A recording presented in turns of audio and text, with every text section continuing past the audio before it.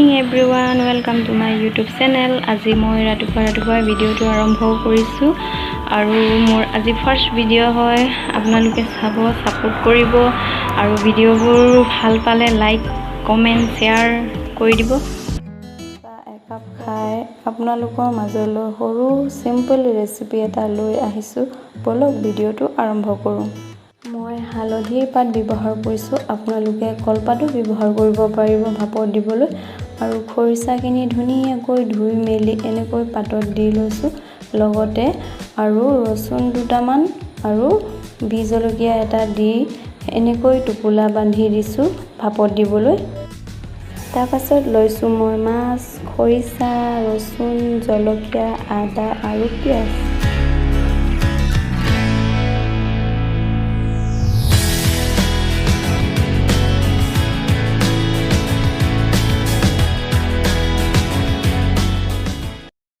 Finally হৈ গ'ল মোৰ সিম্পল ৰেচিপি।